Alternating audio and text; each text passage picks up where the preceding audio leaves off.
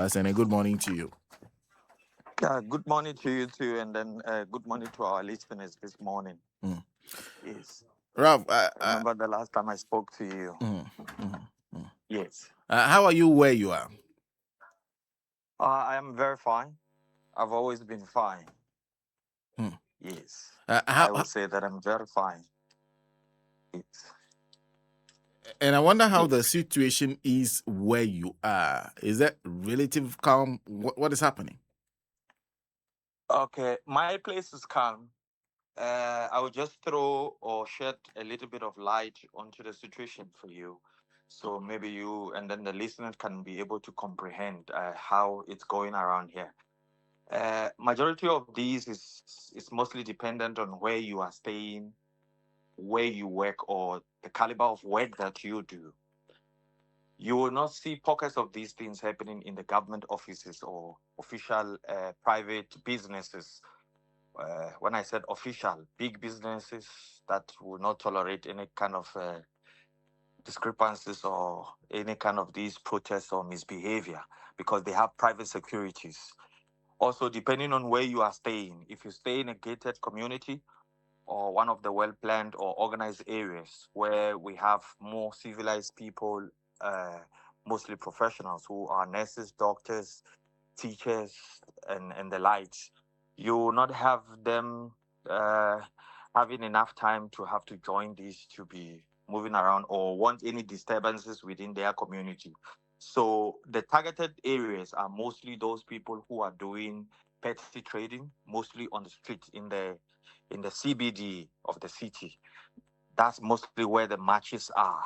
And then you see pockets of them within the communities, a little bit of the impoverished communities there, where you see foreign people who probably do not have the proper documentation or any proper jobs that they are doing. They are just hustling, let me put it like that. The target is mostly on these people.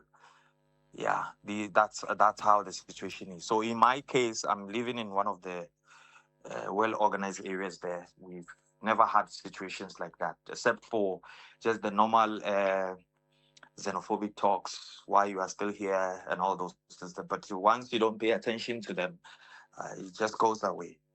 That's how the situation is. So the lower down the ladder you are in terms of your economy, in terms of whether you are poor or rich, uh, the determines whether you are affected by this or not. Yes, exactly. You put it right. Your economic situation Okay. determines whether you are affected or not. Because I've been resident here. I've also naturalized, and I'm a citizen now. So if you stop me, I know mostly everything else in the book to have to talk to you about. If you see my documentation, also you hear where I work, it's okay. But if they stop someone who is a saloon worker or barely just selling vegetables on the streets, they may not be able to communicate. Or they know that their documentation is not okay.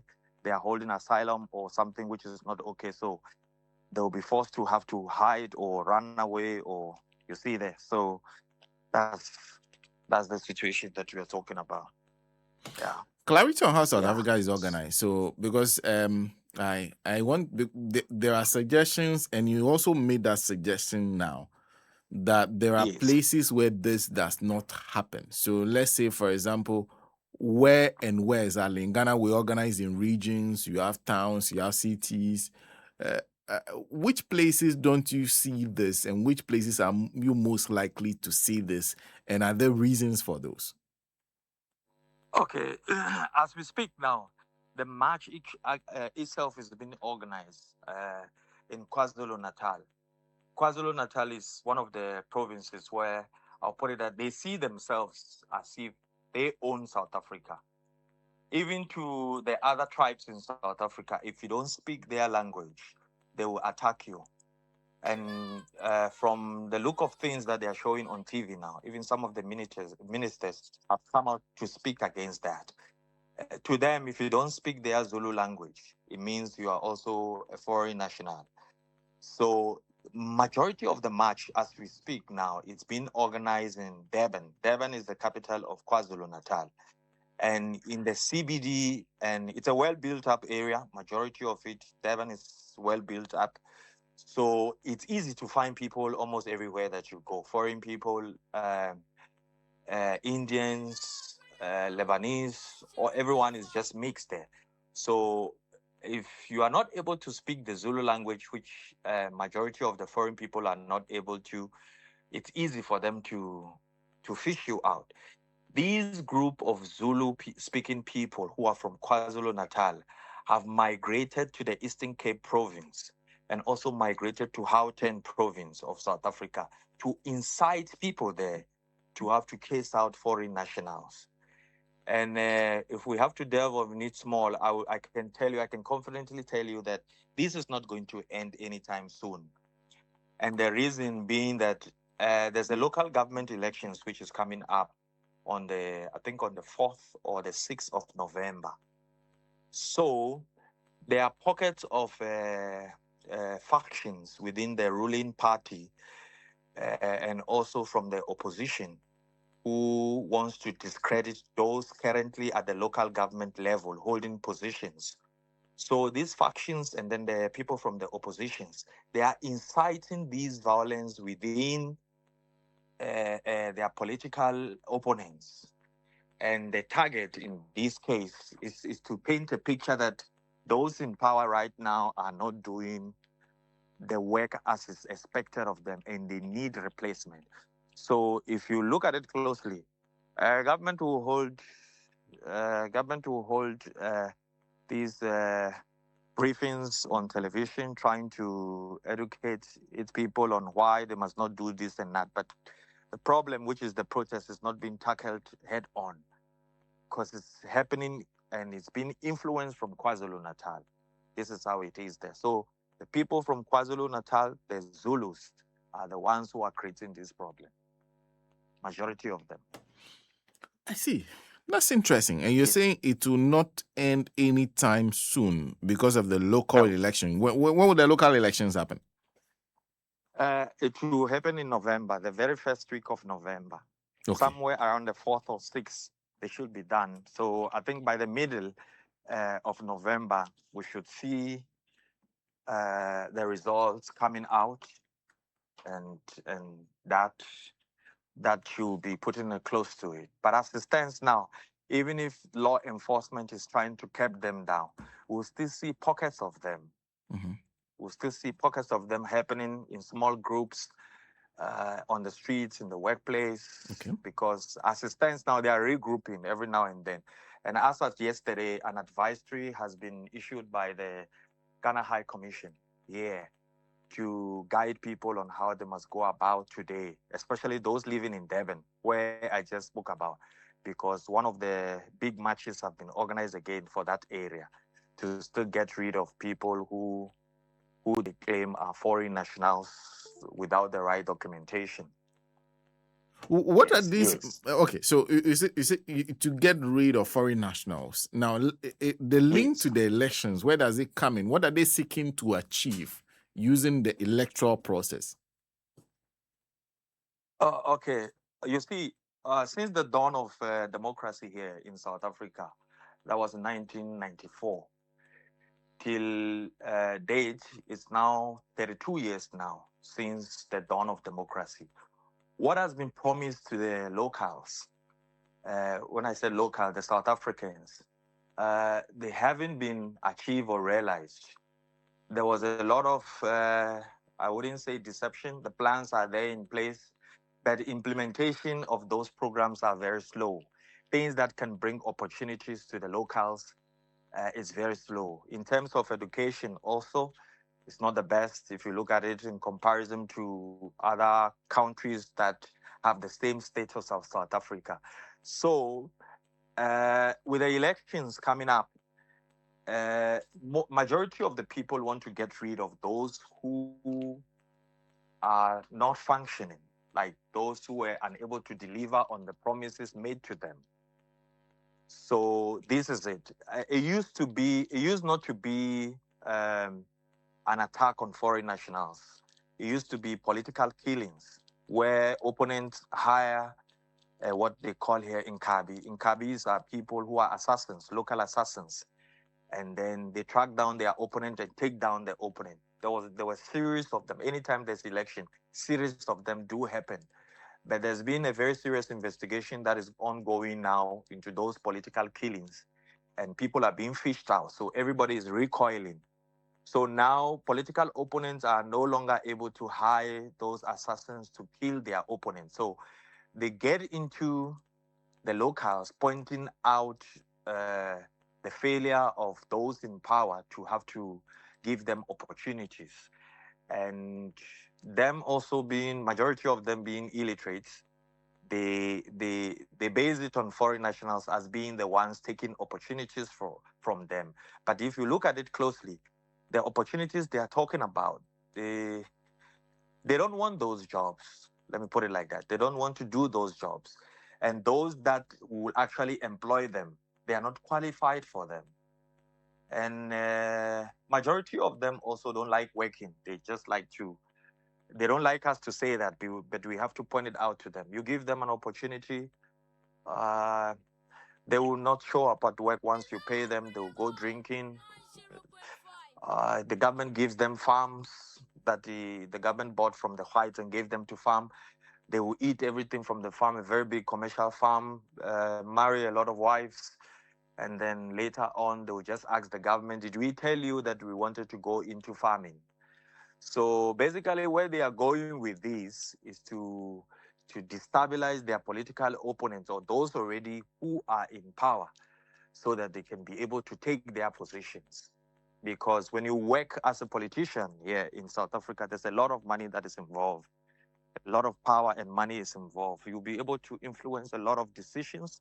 A lot of you'll be also be able to influence a lot of where contracts must go for your friends, families, and associates. So everybody actually wants to get into that position. So this is what they are pushing towards. Yes. Yes. So it is political messaging for them. Yeah, it is. It is political messaging, but there's no doubt that there's a crisis of illegal immigration in South Africa. Okay. But the way I experience it, I know it. People did not choose to have to stay in South Africa illegally. The government is refusing to have to document them properly. That is the problem. So there's institutional xenophobia also that side. You understand? So you can stay here for the past 10 years working on temporary basis on either a scarce skill permit, a spousal permit, but they will never regularize you and make you a permanent resident. That's because, they're still looking at the fact that you are a foreign national. You must not make more money or be able to do more than they do. Yeah, that's why they will basically not want to give you the right documentation to have to stay.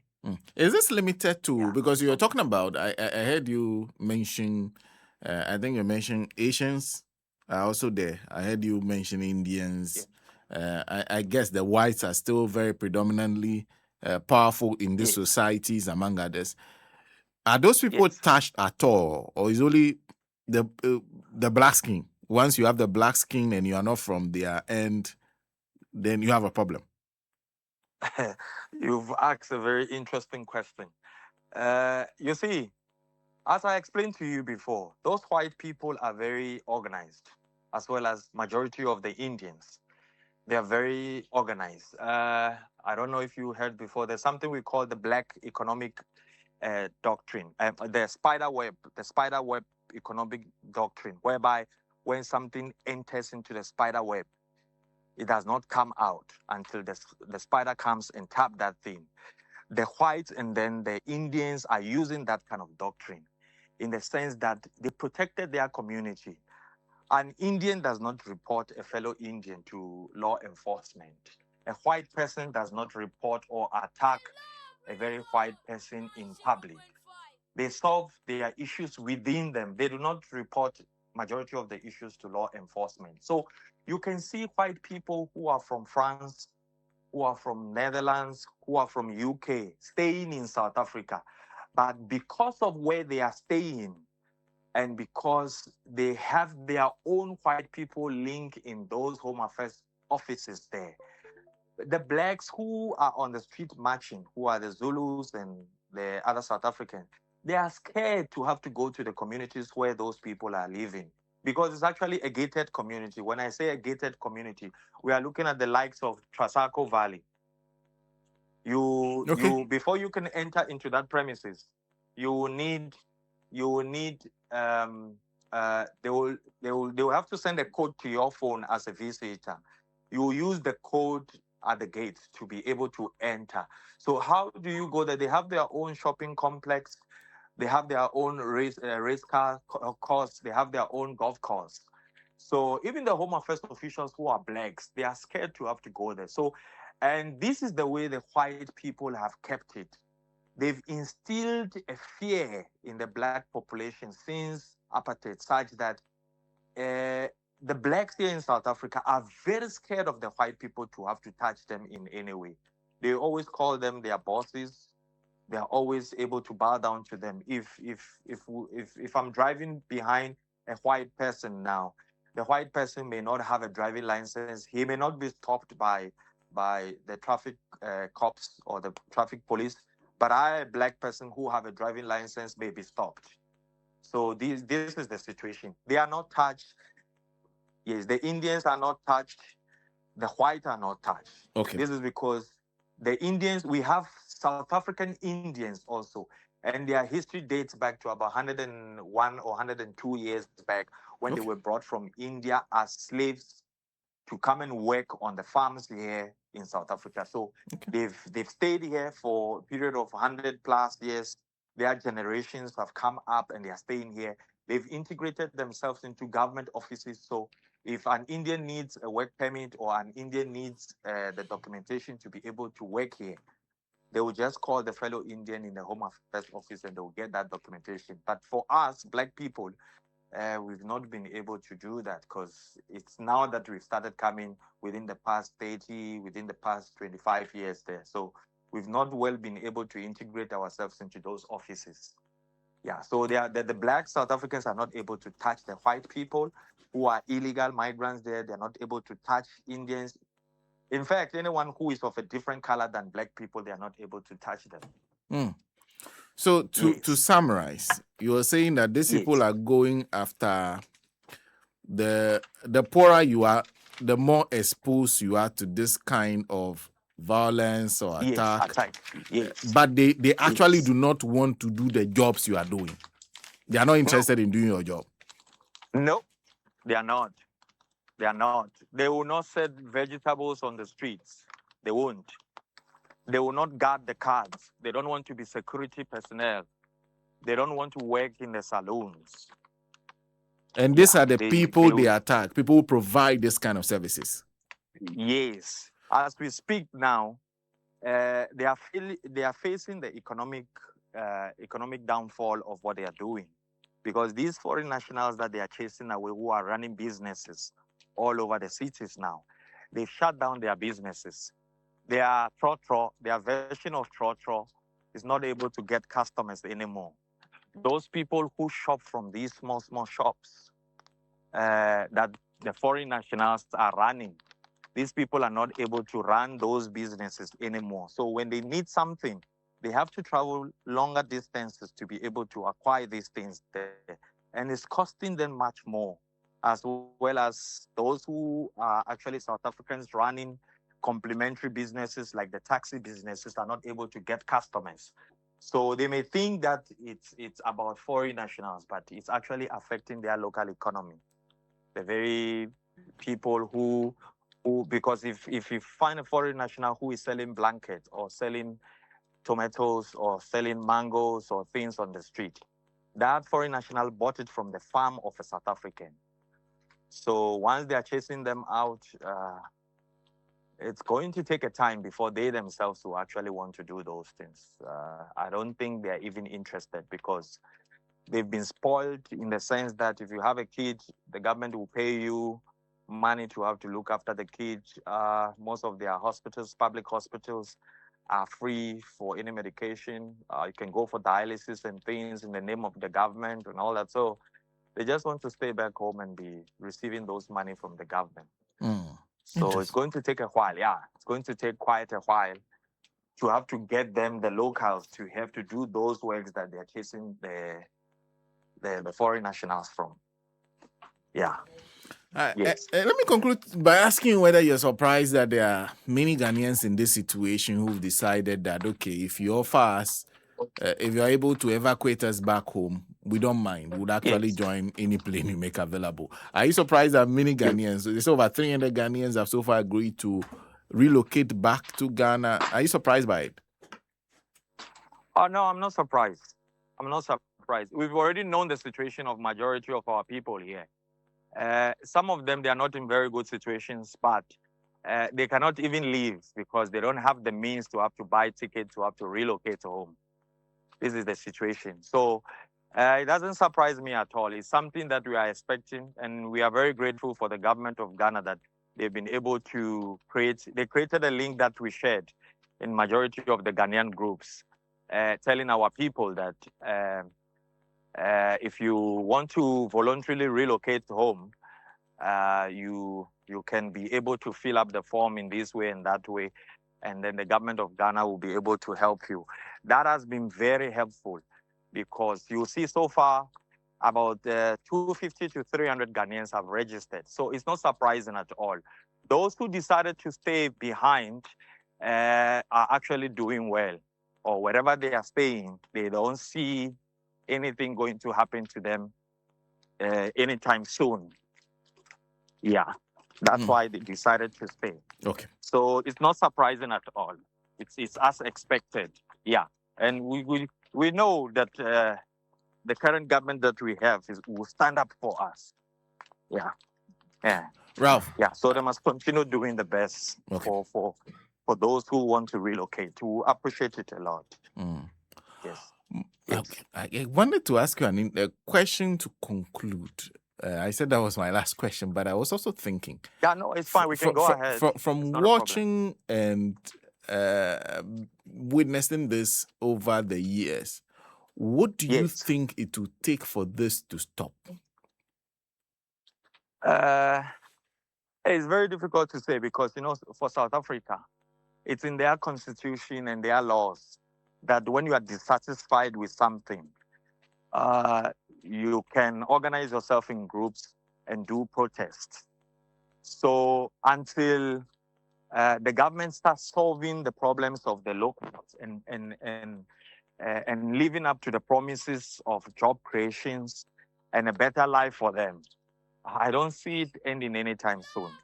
Because one thing the youths, the younger ones living in South Africa now are not aware of is the help that other Africans gave South Africa where they were having this political situation of apartheid.